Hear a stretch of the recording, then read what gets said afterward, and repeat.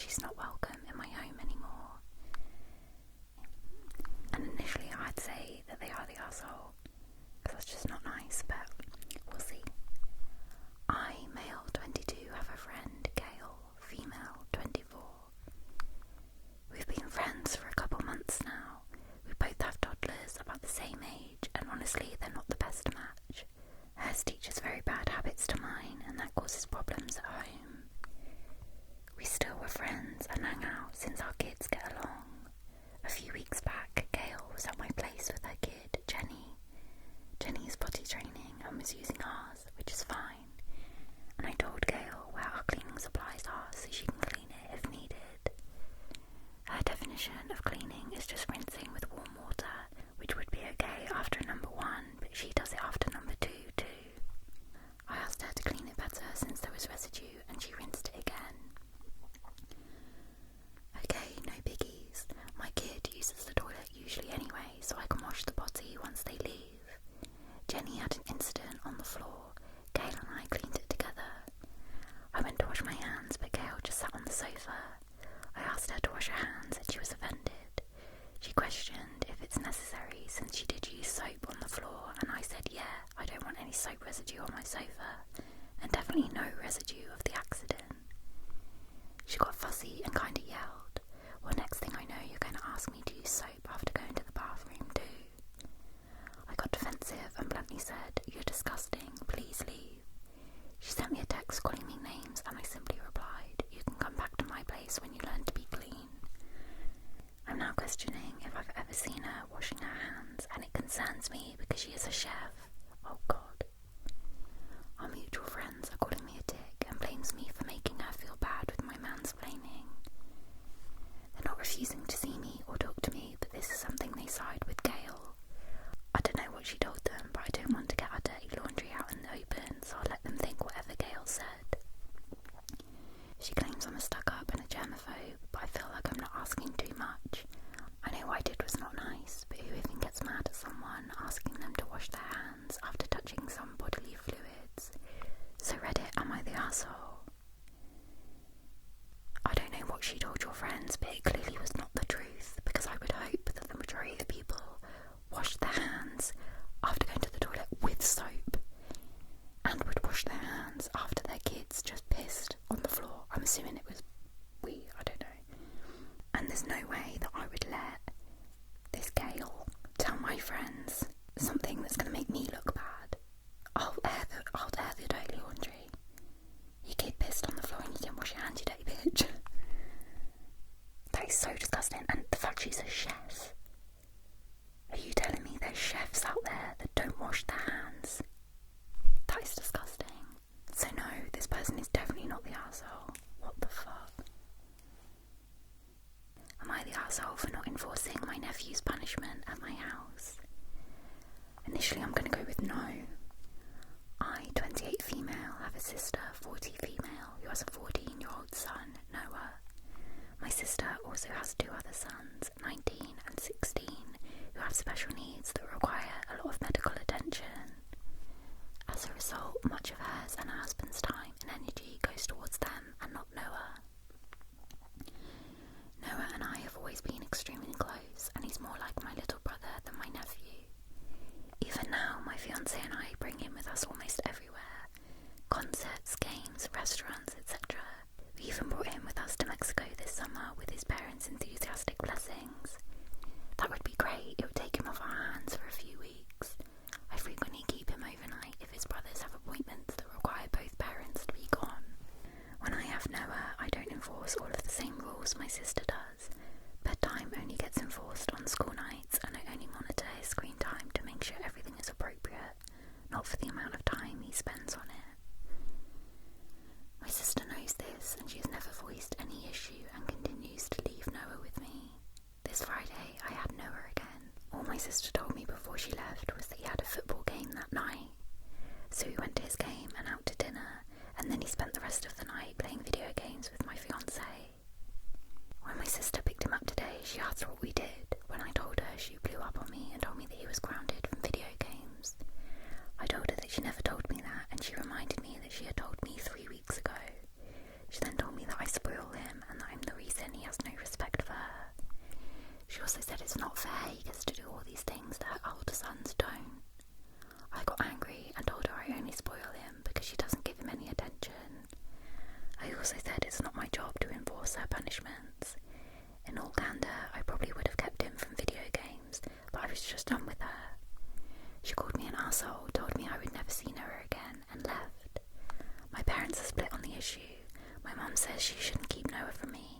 agrees I need to be better at enforcing her rules.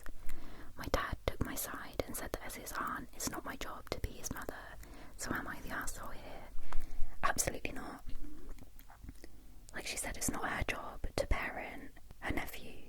And as someone who is closer in age to their nephew, me and my nephew have 5 years between us, and I have 13 years between me and his mother, so I'm closer in age to a lot of my nieces and nephews than I am my own siblings, and I'm not going to fucking parent them, am I? Like, I used to babysit them a lot when they were younger, and there was no way I was parenting them. Also, if he was grounded 3 weeks ago from video games, why the hell is he still grounded for it 3 weeks later? Also, the mum saying that the sister is the reason why Noah doesn't respect her, rather than having a look at herself and realising that she's the reason her son doesn't respect her, if that is the case. Parents will always try and find every other reason for their child to not like them than themselves. Have a look at yourself first before you find reason elsewhere. I mean, I could go on for ages for this particular one, but I won't. They're definitely not the arsehole though. Am I the arsehole for not allowing my neighbours to make a copy of my apartment key? If they mean their literal apartment, like their door, then I'm going with no, but we'll see. So I recently just moved into my new apartment complex less than 60 days ago. There are only 4 units in my complex, 2 downstairs and 2 upstairs. I reside downstairs in the second apartment. Everyone here has lived here for at least 5 years, whilst the oldest resident has resided here for 8.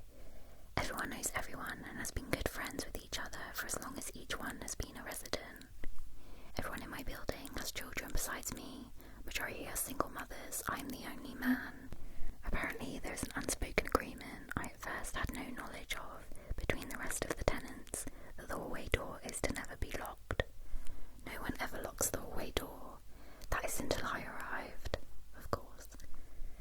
From my knowledge, no one in the building has a hallway key, just the keys to their apartments.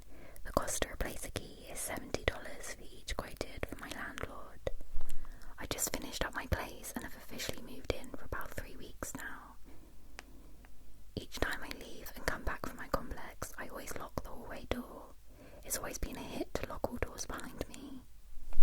My neighbour that works night shifts has arrived home for the past couple of weeks to a locked hallway door, which is a surprise given that the door hasn't been locked for years. Apparently everyone lost their key their first year or so living in the complex. I will hear continuously knocking and banging until someone comes to open the door. The first few nights I was awakened and got up to unlock the door. After the first week I've since stopped and my neighbour will be up to unlock it to let our neighbour in. If my neighbour isn't home or doesn't wake up to come to the door, she will knock and bang on every window and yell until someone comes and opens the door. Yesterday my neighbour asked if I could please leave the door unlocked, given it has always been that way and would like me to continue doing so. I expressed that while we live in a dangerous neighbourhood, rated one of the top 5 most dangerous in our city, I feel more safe knowing strangers can't enter the building. Whilst she understood my concerns, she assured me no one ever comes here but residents and invited visitors, and my safety is not to worry. I had to beg to differ. She then asks would I mind lending her my hall key so she can make a copy and let others make their own copies from hers. I politely declined because I wasn't comfortable with that. She offered to pay me to make a copy myself, in which I also declined. For the past week, my neighbours has barely spoken to me. We usually tell each other good morning and chat a little, or just hi and bye even, but not even that nowadays. My neighbour, whom volunteers at the food bank in our community, would come back with goodies and share with everyone in the complex. She has since not knocked on my door to deliver me a box as she usually would every Wednesday. I don't care for the food, but for the change in this routine leads me to believe I may have upset the rest of the tenants, and I honestly don't want any bad blood. Okay, so it's a communal hallway leading to different apartments, so it's not your apartment key that they want to copy. Okay, I think he is an arsehole. However, he is right in that it it is dangerous to not lock doors, and the woman saying that the only people that go there are visitors and whatnot, whilst that might be the case, there is always going to be the chance that someone comes uninvited, right? So it isn't necessarily unreasonable that he would want to lock the door, but he is also behind another locked door of his own apartment, and I just think it's a bit of a twatty thing to do to not offer to copy the key for them, especially if they're gonna pay for it. Like, what's the problem with them copying your key? And if it's that he doesn't want to get in trouble with the landlord, that's rubbish, because why would the tenants tell the landlord that they copied his key when they would get in trouble for losing the keys in the first place? The best thing to do would be for the lock to be changed and everyone to get a new key, and the landlord to not charge them for that, but they're obviously not going to do that, are they? Also, to actively lock it when they've asked you not to, and you know it causes women to be outside in what you said was one of the top 5 most dangerous in the city, makes you more than an arsehole, because you're putting them in harm's way deliberately. You don't need to do that. And to not even go out and let them in when you hear them. Of course she's knocking on the bloody windows. She wants to get in her house. I just think he's talking out of his arse when he says it's only for his safety and theirs. He doesn't care about their safety. He's just being an ass. Am I the asshole for refusing to stop calling my daughter a nickname? I'm gonna go with no. I, male 33, have a daughter 15. I, like many parents, have different nicknames for my daughter, one being Princess. I've called my daughter Princess since she was a baby and still call her that even as a teenager. My sister, female 35, has a 3-month-old daughter.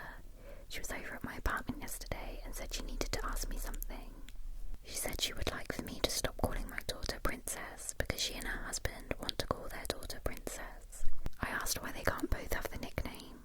She said it would be awkward if we were somewhere together and both girls got referred to as Princess. I said I'm not going to stop calling my daughter a nickname I've always called her unless my daughter herself wants me to stop. My sister said my daughter is too old for the nickname Princess anyway, and I have several other nicknames for her, so it shouldn't matter. I'm just choosing to gatekeep and be an arsehole, which I'm not stopping my sister from using it. I'm just refusing to stop calling my daughter that nickname. My mum took my sister's side, agreeing that my daughter is too old for the nickname. He's not the arsehole when is too old for a nickname, and one is literally probably one of the most common nicknames in the world.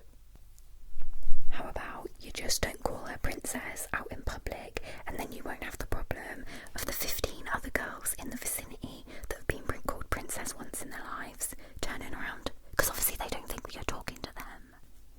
If you want to call your daughter Princess, you call her Princess, and then you teach her that she is not the only princess in the world. What a weird take. And I love how she said that he's gatekeeping when it's quite obviously her. Oh dear. Am I the arsehole for being embarrassed with my cheapskate boyfriend?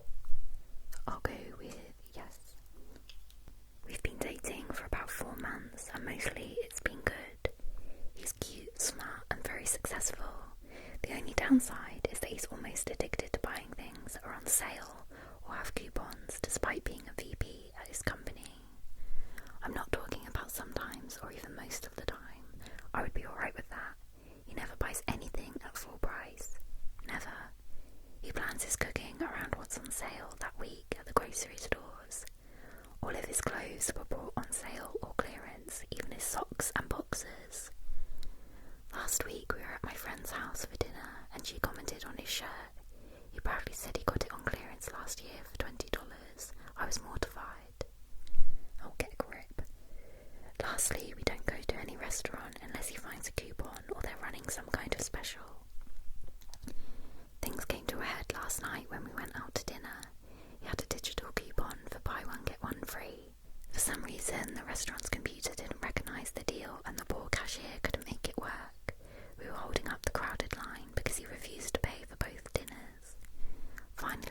cashier called the manager, but he was busy somewhere else in the restaurant.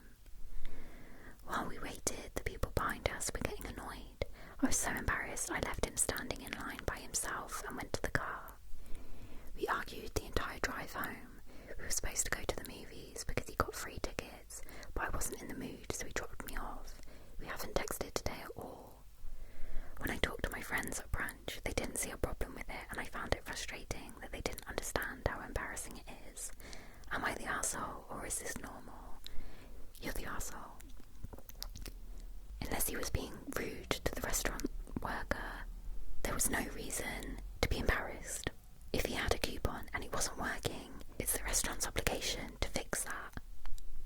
End of. Also, what's wrong with not buying anything full price if he can get it elsewhere for half the price? I just think that's smart now. Also, $20 for a shirt, first of all, is not that cheap anyway, or at least here. And who cares if it was $20? Why are you embarrassed that he's wearing a shirt that's $20? How much did you want him to spend on it? Don't be ridiculous. I think it's better that someone with a lot of money is smart enough to know what to do with it and not waste it on shit. She needs to go find someone as shallow as herself, because this relationship clearly isn't going to work.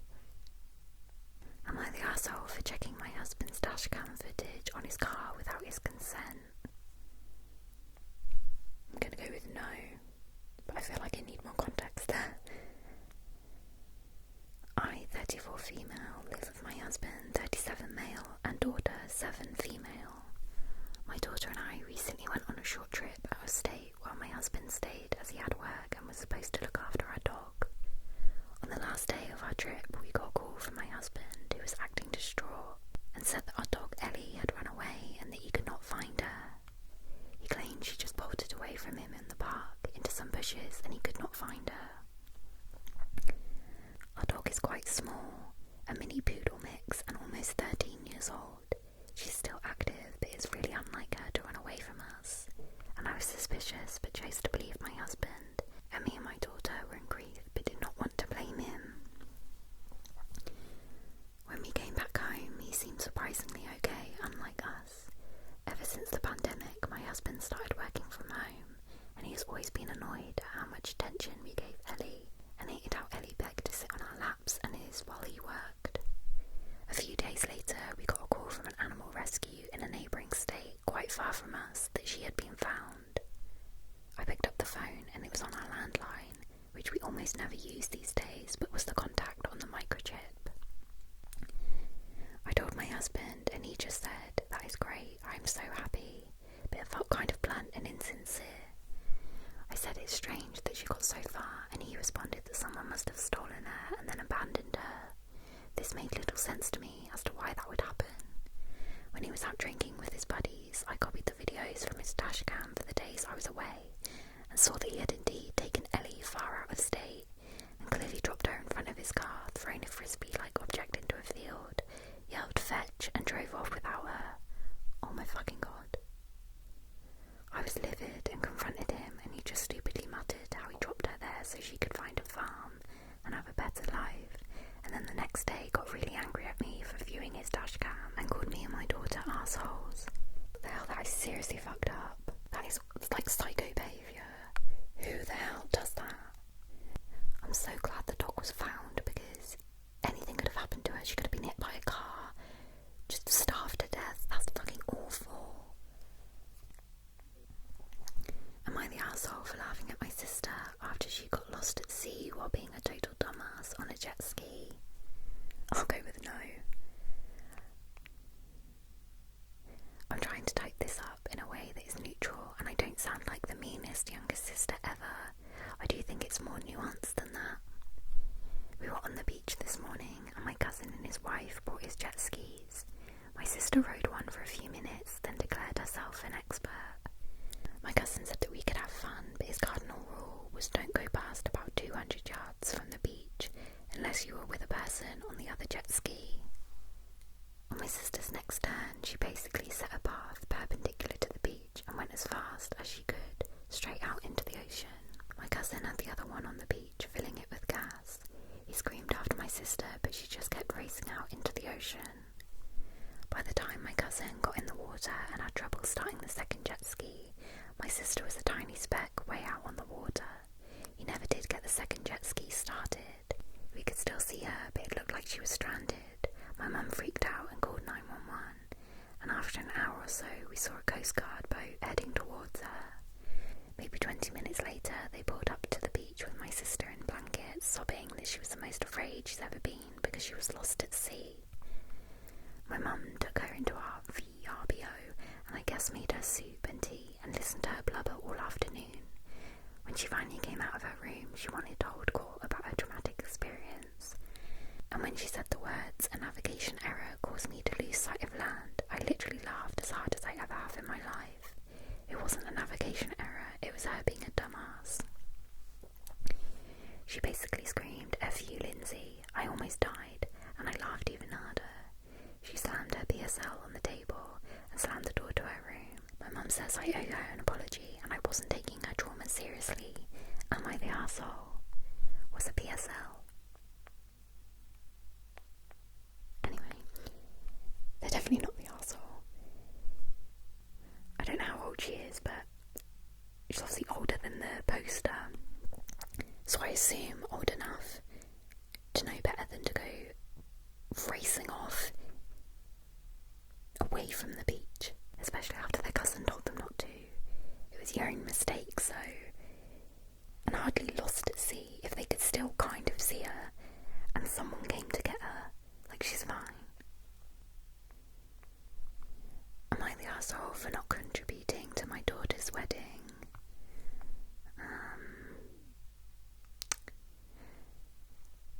Maybe the arsehole. I, 55 male, have a daughter, 29 female, who is getting married next year. I was an involved dad when she was young and we were close, but when she was in her teens I cheated on her mother. My daughter didn't accept the divorce well. What she didn't and still doesn't understand is while her mother might be the best mother in her eyes, my ex wasn't the perfect wife. I'm not saying what I did was right, and I'm not trying to wiggle out of accepting responsibility for my decision to cheat. If I had a chance to do things differently, I would have divorced her mother first. It took me years of counselling to get over PTSD from my ex-wife's emotionally abusive behaviour. I tried my best to stay in my daughter's life, but since she was old enough to decide, court couldn't enforce visitation. I paid child support and extra on top of extracurriculars. I was involved in her life as much as she would let me. Periodically, I would reach out and kept the door open. We catch up once in a while. Now last catch up, she tells me she's getting married. I know of him, but I've never been introduced to her fiancé. I won't receive an invite to her wedding, but she asked if I can contribute. This just rubs me the wrong way. I want to support her, I really do, but I'm sick of being her wallet. I told her I would think about it, and she said I suck as a dad if I don't support her. Am I the arsehole for not forking out for the wedding? I'm at the point where I just want to remove her from my will and leave everything to my nieces and nephews. If she's not even going to invite him to the wedding, and she barely even sees him, then she shouldn't expect him to contribute to the wedding.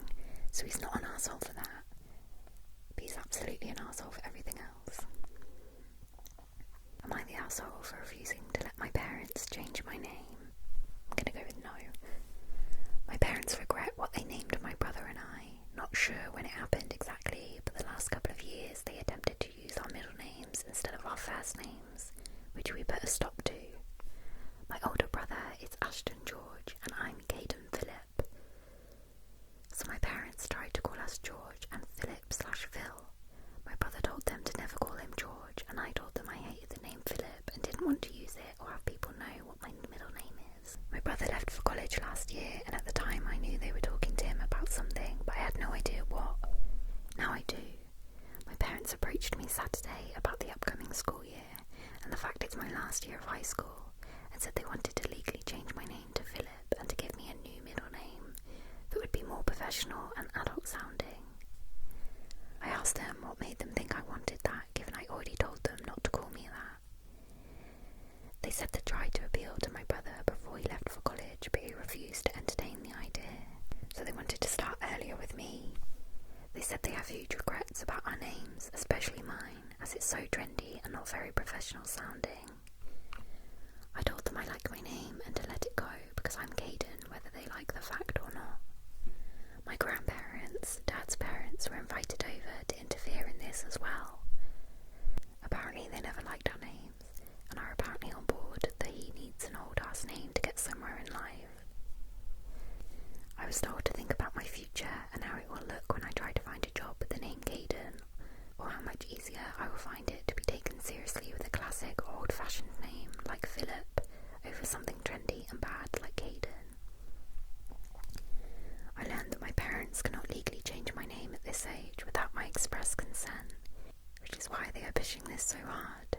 Upon hearing this, I told them I would not discuss it with them anymore, and I refused to change my name. My parents and my grandparents all think I'm being unreasonable, and they say I should listen to their reasoning more and really think about it. I feel like this is so dumb. I talked to my brother, and he said he still gets a comment here and there about his name. He lets it roll off his back. Am I the arsehole? Obviously not. He didn't say where he's from, but if he's from America, I think the last year of high school is like 17, 18, if that's right. So that is far too late to be changing someone's name unless they want to. Like, if you think you made a mistake, you should have done that years ago, not now. And Caden and Ashton aren't really that uncommon.